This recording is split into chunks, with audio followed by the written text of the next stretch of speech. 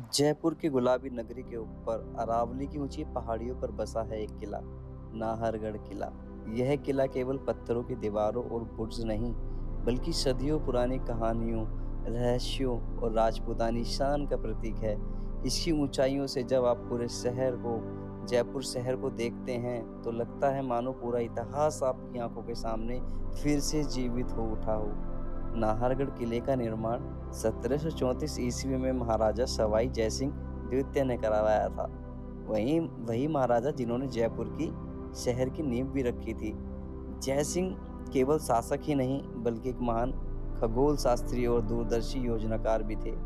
उन्होंने समझ लिया था कि इतनी विशाल और योजनाबद्ध नगरी की सुरक्षा के लिए एक मजबूत किलेबंदी आवश्यक है, ताकि वो अपने इस शहर के लोगों की रक्षा भी कर सकें और उनकी देख-रेख भी रख सकें। इसी सोच के तहत जयगढ़, आमेर और नाहरगढ़, ये 3 किले मिलकर जयपुर की त्रिकोणीय सुरक्षा करते हैं। शुरुआत में यह किला छोटा और साधारण था, लेकिन 19वीं शताब्दी में महाराज सवाई माधो सिंह ने इसे और भव्य रूप में दिया और यहाँ माधवेंद्र भवन का निर्माण भी करवाया। यही भवन आज नाहरगढ़ किले का हृदय माना जाता है, जिसे नाहरगढ़ फोर्ट का दिल भी कहते हैं। नाहरगढ़ नाम का अर्थ है बाघों का घर, लेकिन एक कहानी और भी है जो इसे रहस्यमय बना देती है, बल्कि लोगों को डरा भी देती है। कहा जाता है कि इस जगह पर नाहर सिंह भूमिया नाम का एक राजकुमार की आत्मा भटकती थी। जब किले का निर्माण शुरू हुआ तो बार-बार दीवारें ढह जाती थी। जैसे ही कोई भी मजदूर उस पे काम करता था, दीवारें सही से बनाकर जाते थे, वो दीवारें गिर जाती थी। मजदूर डर जाते थे और निर्माण रुक जाता था। आखिरकार महाराजा जयसिंह ने विशेष अनुष्ठान करवाए, बड़ी-बड़ी यज्ञ कराए, बड़ी-बड़ी पूजा कराई, तब जाके नाहर सिंह भूमिया की आत्मा को शांत करने में वह कामयाब रहे और उन्होंने उनकी शांति के लिए यह सब काफ़ी सारे तरीके के पैतरे भी आज़माए। अंदर ही अंदर उनके मन में बहुत शंका थी कि अब इसका निर्माण कैसे पूरा हो, लेकिन हाँ, अंत में उन्होंने जब ये यज्ञ या पूजा कराई और उस पूरे नाहरगढ़ के बीच में उनके लिए एक मंदिर भी बनवाया गया, जिससे उनकी आत्मा को शांति मिली, तभी जाकर किले का निर्माण पूरा हुआ। आज भी लोग कहते हैं कि किले के कुछ हिस्सों में अजीब सी शांति और रहस्य का एहसास होता है। नाहरगढ़ किला केवल युद्ध के लिए नहीं, बल्कि शाही जीवन के लिए भी बनाया गया था। यहाँ का माधवेंद्र भवन इसकी सबसे बड़ी पहचान है। यहाँ 12 विशेष कक्ष बनाए गए थे महाराजा की 12 रानियों के लिए। हर रानी के लिए अलग-अलग महल था, जिसमें बेडरूम, आंगन और नहाने के कमरे थे, और इन सबको एक गुप्त गलियारे से राजा के कक्ष से जोड़ा गया। राजा को जब जिस रानी के पास जाना होता, वो वहाँ से सीधा उस गलियारे से होते हुए उस रानी के कक्ष तक चले जाते थे।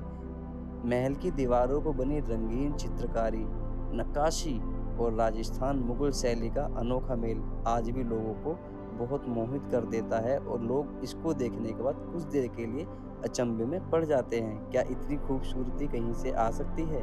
किले की ऊंचाई से दिखने वाला दृश्य अद्भुत है। पूरा जयपुर मानो आपकी हथेली में समा गया हो। खासकर सूर्यास्त के समय जब यहाँ शहर सुनहरी रोशनी से नहा जाता है, तो यह नज़ारा जीवन भर याद रहता है। भले ही नाहरगढ़ में कभी कोई बड़ी लड़ाई नहीं देखी गई है, ना ही कोई लड़ाई यहाँ पर ऐसी हुई है जिससे कि हम ये कह सकें कि ये युद्ध का मैदान भी रहा है, लेकिन यह कई ऐतिहासिक घटनाओं को अपने से समेटा है और उसका गवाह रहा है। 1857 में प्रथम स्वतंत्रता संग्राम के समय जब पूरे भारत में विद्रोह की आग फैली थी, लोग एक दूसरे को मारने के लिए एक दूसरे को अग्रेसिव हो गए थे कि उनको एक दूसरे को मारना है। उस समय जयपुर में रहने वाले अंग्रेज परिवार ने इसी किले में आके शरण ली, ताकि उनके जीवन को कोई भी क्षति ना पहुंचे। इसके अलावा यह किला राजाओं का जब गर्मियाँ होती थी तो वहाँ पर ये जाकर रहते थे, और यहाँ के जो कमरे हैं खुले-खुले बिल्कुल हवानुमा कमरे, उनकी ग्रीष्मकालीन निवास और शिकारगृह भी रहा है। महाराजाएँ और राजकुमारियाँ यहाँ गर्मियों में ठहरते थे और आसपास की पहाड़ियों में शिकार का आनंद लेते थे, क्योंकि आप जानते हैं कि पिछले ज़माने के राजाओं को शिकार करने का बहुत ज़्यादा शौक भी था, तो वो इस तरह से शिकार करते थे और उनकी खाल को अपने पास समेट के रखते थे, याद के तौर पे कि हाँ, उन्होंने बड़े-बड़े जानवरों का शिकार किया है, ताकि उनके आने वाली पीढ़ियों को ये चीज़ें समझ में आ सके और वो इस चीज़ पर ध्यान दे सकें। आज नाहरगढ़ किला जयपुर आने वाले हर पर्यटक की सूची में सबसे ऊपर है। जब भी आप जयपुर जाते हैं तो आपको यहाँ पर जाना चाहिए, क्योंकि यहाँ की सुंदरता, यहाँ का विशेष प्रकार की आकृति और विशेष तरीके से निर्माण किया गया है, जो कि आपको मजबूर कर देगा इसकी सुंदरता को देखने के लिए। इतने सुंदर-सुंदर कमरे बनाए गए हैं, कक्ष बनाए गए हैं और भाई ऊपर का नज़ारा बहुत ही ज़्यादा अलग है। आज नाहरगढ़ किला जब भी कोई भी जाता है लोग, तो जाने के बाद वहाँ की शांति और वहाँ के नज़ारे देखने के बाद वो मजबूर हो जाते हैं कि वो यहाँ पर दोबारा आएँ।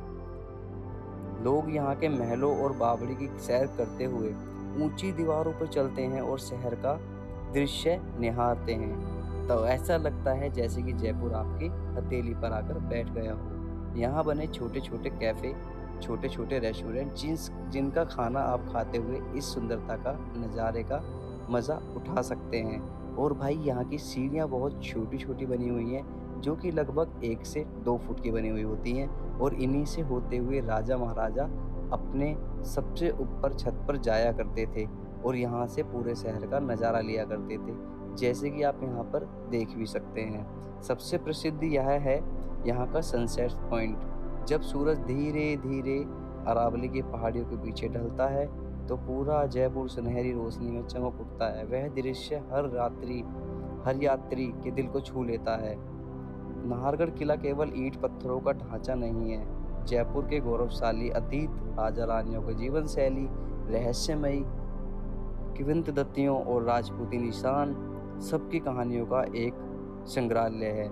यह किला हमें याद दिलाता है कि इतिहास केवल किताबों में नहीं, बल्कि इन दीवारों, इन झरोखों और इन हवाओं में आज भी सांस लेता है। जब भी आप जयपुर आएं, नाहरगढ़ की ऊंचाइयों पर खड़े होकर शहर को देखें और महसूस करें कि आप भी इस अनंत कहानी का हिस्सा बन गए हैं। इस हिस्से का आपको जो नज़ारा प्रतीत होगा, आपका मन वो खुद से अंदर से फ़ील करेगा, महसूस करेगा और आपको लगेगा कि हाँ, आपने उसमें हिस्सा ले लिया है।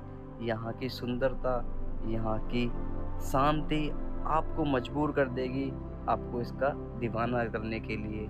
और इसके बाद थोड़ी देर घूमते-घूमते मैंने जब साइड से जयपुर का नज़ारा देखा, तो 1 मिनट के लिए मैं भी भाई शांत हो गया था, क्योंकि मैं भी नहीं समझ पा रहा था कि मैं किस चीज़ का हिस्सा बन चुका हूँ। लेकिन यहाँ पे लोग, यहाँ के पर्यटक इतने अच्छे से यहाँ पर आके एन्जॉय करते हैं, इतने अच्छे से यहाँ की जगहों को देखते हैं कि सीरियसली आप एक बार देखेंगे तो आप इसको भूल नहीं पाएँगे। यहाँ पर आप देख सकते हैं पूरा जयपुर जैसे कि आपकी आँखों के सामने छोटा-सा बनकर रह गया है, और जो कि बहुत ही बड़ी बात है। पिछले ज़माने के राजा महाराजा हर एक चीज़ को बहुत ध्यान में रखते हुए इन चीज़ों का निर्माण कराया करते थे।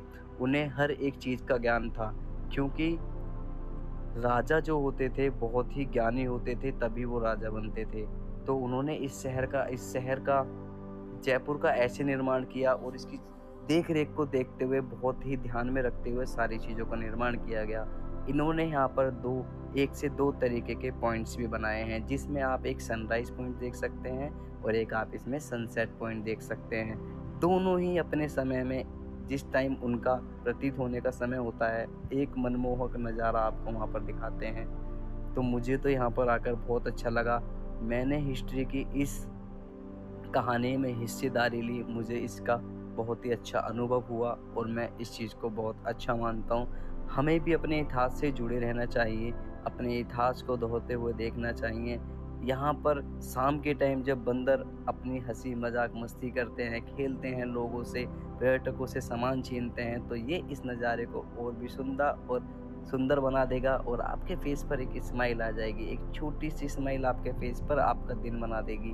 और यहाँ पर लोग आज के समय में अपनी वेडिंग शूट के लिए भी आते हैं। ये किला वेडिंग शूट के लिए भी है। जब मैं यहाँ पर गया था तो कुछ लोग वहाँ पर वेडिंग शूट भी कर रहे थे, जो कि देखने के बाद मुझे बहुत अच्छा लगा। तो जयपुर में जब भी प्रवेश करेंगे या जयपुर में आप जब भी जाते हैं घूमने के लिए, तो नाहरगढ़ फोर्ट जाना ना भूलें। नाहरगढ़ फोर्ट के अलावा यहाँ पर 2 किले और भी हैं। जब शाम के समय सूरज अरावली की पहाड़ियों के पीछे ढलने लगता है, तो नाहरगढ़ की ऊंचाइयों से दिखने वाला दृश्य सचमुच जादुई हो जाता है। पूरा जयपुर शहर सुनहरी रोशनी में नहा उठता है, मानो आकाश में गुलाबी नगरी हो। और अपने आंचल में उसे समेट रही हो।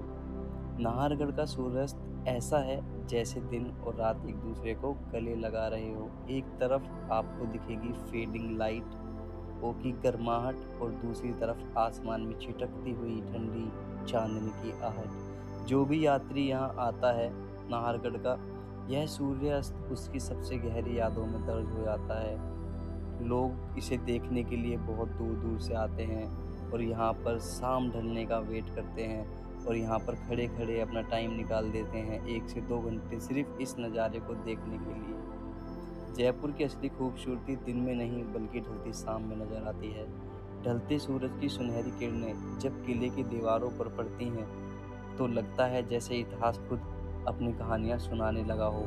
शायद इसी के लिए लोग कहते हैं, अगर आपने नाहरगढ़ से सूर्यास्त नहीं देखा तो आपने जयपुर की आत्मा को करीब से महसूस नहीं किया। इसी वजह से लोग कहते हैं कि नाहरगढ़ जाएंगे तो सनराइज़ और सनसेट पॉइंट ज़रूर देखेंगे। इसका सूर्यास्त एक बहुत ही हसीन पल माना जाता है जयपुर सिटी में। तो दोस्तों, अगर ये वीडियो आपको अच्छी लगी है तो इसे आप अपने दोस्तों के साथ शेयर करें, अपनी फैमिली के साथ शेयर करें और मैं उम्मीद करता हूँ कि मेरे द्वारा दी गई जानकारी आपको पसंद आई होगी और इसी तरह मेरा शाम वहाँ पर ढली और मैं उसमें हिस्सेदार बन गया उस सुंदरता के साथ। मेरे चैनल को सब्सक्राइब कर लीजिए और वीडियोज़ के लिए